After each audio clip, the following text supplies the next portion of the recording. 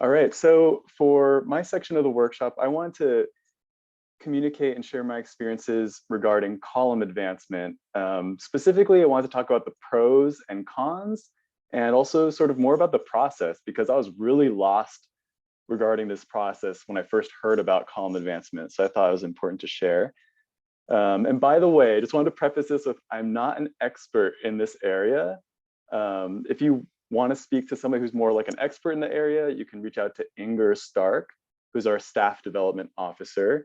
And I'm sure there's other people that you can speak with too that are more experts in the area, but I'm just going to speak on my experience with it and what I've learned through conversations with others, mostly Inger. Also, feel free to ask questions during the presentation. You can use the raise hand feature, or you can put your question in the chat, and then Jason or Sarah can field those questions for you. All right, so by the way, I'm John Rodriguez, biology faculty at Merritt College. So the first thing I kind of wanted to talk about here was how to find out how much more you can make by advancing in column. So just a little bit of an orientation here to something called the faculty schedule, because this is like what you need to look at basically. I have on the left-hand side here the faculty salary schedule, or the faculty schedule for the for part-time faculty. And on the right-hand side, I have it for full-time faculty. So many of you might be familiar with this already, but I just wanted to start with it. The columns are labeled A through E on both part-time and full-time faculty schedules. And then you have rows consisting of steps. So we're talking about column advancement specifically here. So how to transition from the left-hand side, column A, towards column E on the right-hand side. Column A, what that indicates is that you have a master's degree. So that's at the lower end of the column. And column E, all the way at the right-hand side, is indicating that you have a PhD or an equivalent amount of graduate units for a PhD. All the stuff in between is sort of like, so if column A is your master's degree, then that's your pay rate depending on your steps. So I'm just going to pretend somebody has a master's degree and they're at step 6, then what they're making as a part-time faculty is like $82.59 per hour, rough, like a equated hour, I think it is. I might be wrong. So I'm not an expert, so I don't know the terminology there exactly. I don't remember, but per hour, per equated hour, right? Now, if you advance in your column, you're advancing to column B, let's say, then you're getting like a $5 an hour or equated hour pay increase. Now, how do you do that? Every column is basically 15 units of coursework that you've taken in addition to your master's degree. So it's a little bit more complicated than that. I'm going to say coursework for now, but let's say graduate level coursework just to be safe, right? Now, there's a little bit of nuance there because you can take undergraduate units too within the Peralta district, but there's a limitation on that. So, but just for now, I'm going to keep it simple and say 15 units of graduate coursework to get you to column B. That will give you a $5 per hour increase if you're part-time faculty. On the other hand, if you're full-time faculty, let's say you have a master's degree, you're starting at step 6, then 15 units of graduate work will give you a roughly $2,300 a year wage increase. And then you can keep doing this. So another 15 units on top of that. Otherwise, you can think of it as 30 units of coursework beyond your master's degree. That gets you to column C. 15 more units than that will get you into column D, and then 15 more units will get you into column E. So someone with a PhD already, you can't advance columns because you're already at the maximum column, but you can still advance in steps as you gain experience in the institution. I'm focusing more on the column part in this workshop, in my section here. And so just to share a little bit about my experience, when I first learned about this when I was hired and talking to the human resources individual that I was working with, I felt like it was an impossible goal to advance columns.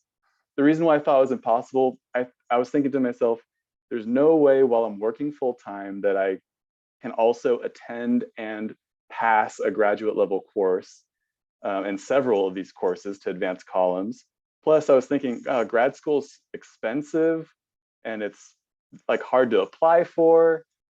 I can't feel like it's worth it to actually advance columns. So in my brain, I just kind of like put it in the back burner.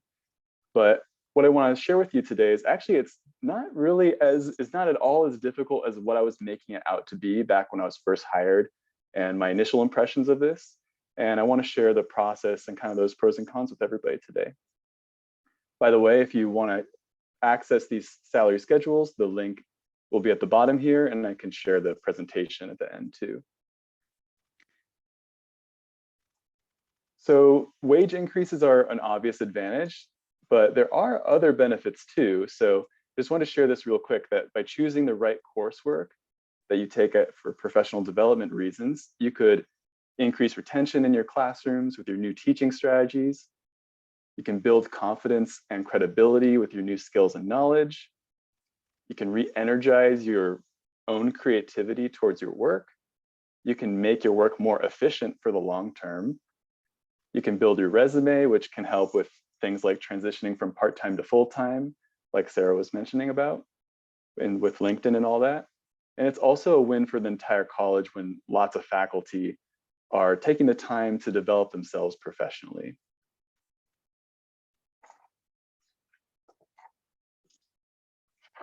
So, oops, there we go. So there are lots of benefits. So what's the disadvantages then? I like to keep things balanced. There's only really one main con that I could really think of.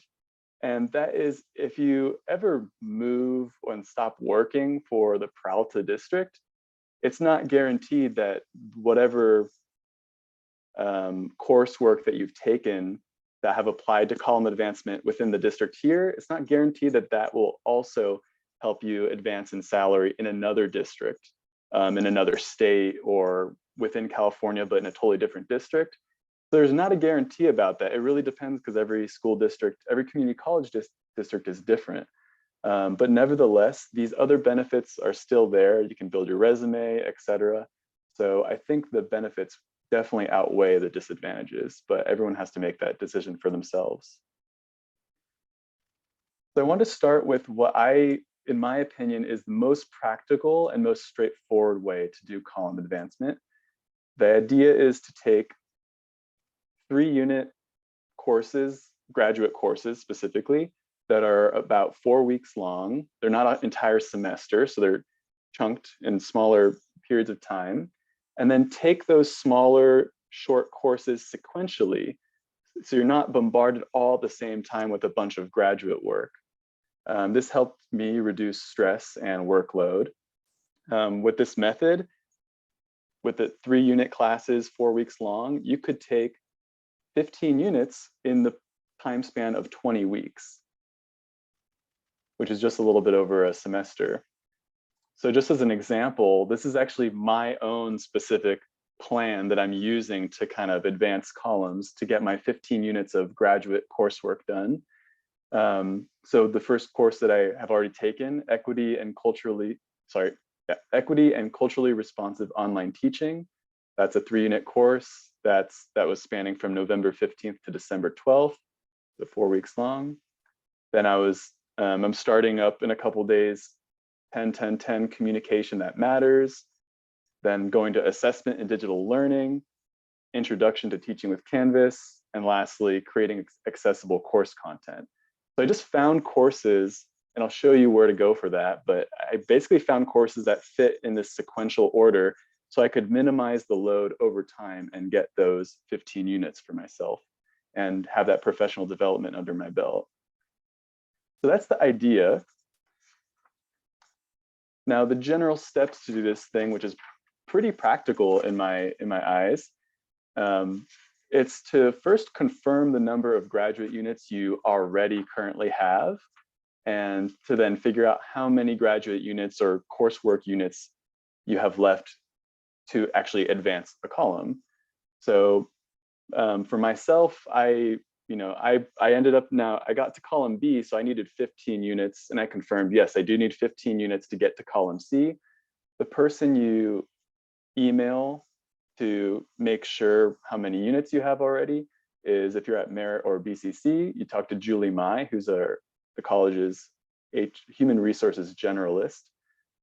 For Alameda and Laney, I'm unsure who the person is, but the person to ask would be Khang. He's the district's senior human resources specialist.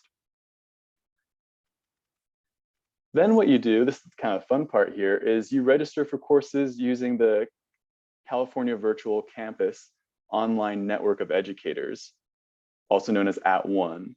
You look at their course catalog. I'm not going to show you the course catalog here because there's not enough time to go through that, but when I send out the presentation, they have hundreds of different classes that you can take that are all graduate level, which is awesome. There's so many options and they all have really fantastic instructors. And that's, by the way, where I got all of those classes from. That's where I got my plan from. And then you have to consider the cost of this. So this is the most practical and straightforward way, but it isn't the most cost-effective way. There's two different fees that you need to pay for the graduate school courses. There's @ONE fees. They're the ones supplying the course and also taking care of everything pretty much. But then there's also the more expensive Fresno Pacific University fees. Their fees are basically what Fresno Pacific University does is that they're the ones supplying the units that are going to count on your transcript. Kind of a weird dynamic, sort of confusing to me initially, but just think of it as a partnership between @ONE and Fresno Pacific, where you take the courses through @ONE, but the units don't count unless you also pay Fresno Pacific. And I'm not going to talk about the instructions for that because they're really clearly laid out once you register for the courses. What I will say though is that 15 graduate units, the total cost through this method would be about $1,625 for taking those 15 units of coursework. Now that's not as expensive as just going to grad school, but it is still quite an investment for many of us to make. So it's important to balance, the practicality with the cost versus other methods to get column advancement. After you take all the coursework and you pay all those fees, the last thing to do is to order an official transcript and send that to the correct person. So if you're at Merit or BCC, the person is Julie Mai. Again, if it's Alameda or Laney, I'm not really sure who it would be, but you'd ask Khang about that. So something I wanted to also mention here is that not everyone needs just 15 units necessarily, because a lot of us already took EDT coursework to prepare after the pandemic hit, and a lot of people took EDT 1 or EDT 2. Those things actually count towards those 15 units, even though they're undergraduate. Even though it's course, it's an undergraduate course, it does count towards your column advancement too. And if you want to know more about how undergraduate coursework can apply, I would recommend reaching out to Ingrid Stark about that. But you might already be closer than you think. It might not be 15 units away, so you might not have to pay that much to actually get that wage increase. All right. Now, that's the most practical, straightforward method in my eyes. The most cost-effective way to do column advancement, in my opinion, though, is to enroll in courses at any of the Peralta colleges. It's not just any course, though. You need to choose from a pre-approved list of courses. So you can get that list of pre-approved courses from Ingrid. Now, I don't know exactly if all EDT courses are on this list, but just as an example, EDT 2 or EDT, I think 1, those courses that a lot of us might have taken already, those are pre-approved. So you would already get those units if you were to submit your official transcript for those. The price is, there's some amount per course that it costs, but that price could be $0 if you fill out a faculty enrollment waiver form. Because we're faculty taking coursework within Peralta, you can get that totally discounted. The only thing that you'd have to pay for the semester is $22 of student use fees. So $22 for a class, that's pretty good bargain for increasing your wage for the rest of your time with Peralta, right? Downside, while it's cost effective, it's just a little bit trickier logistically, right? There's a few more steps that you need to do. And let's talk about those general steps. And this is sort of the last slide I have here. So you want to confirm the number of graduate units, just like in the last strategy. So you want to talk to Julie Mai or Khang Ho about that. And you also want to confirm how many undergraduate units you can still use to utilize to advance, because there is a limitation on how many undergraduate courses you can use for this process from community colleges and stuff like that. So you want to talk to somebody who knows more about that. Then you register as a student with the Open California Community Colleges system, which you probably are already registered as if you've taken an EDT course. So that part is done for you already if you've done that. Make a student account with Peralta. Many of us may have already done that as well because of those EDT courses. Then you enroll in the courses, fill out that enrollment waiver form. That's optional, right? But it reduces the cost. So that would be great to do, right? And then you submit your official transcript. So last thing here is just to be mindful that it's less likely that undergraduate units that you take or units from community college courses are going to stay with you for that column advancement in another district. Taking graduate level coursework is your best bet if you want to try to ensure that you keep a higher wage if you were to move or something like that. So that is the other downside of this cost-effective method. So I'll stop there. If there's any questions, I can take them. I know I want to give Jason some time to speak on his experience too, and we'll have time at the end for questions too. So let's see. Was there anything in the chat, by the way? Just You're all good. No.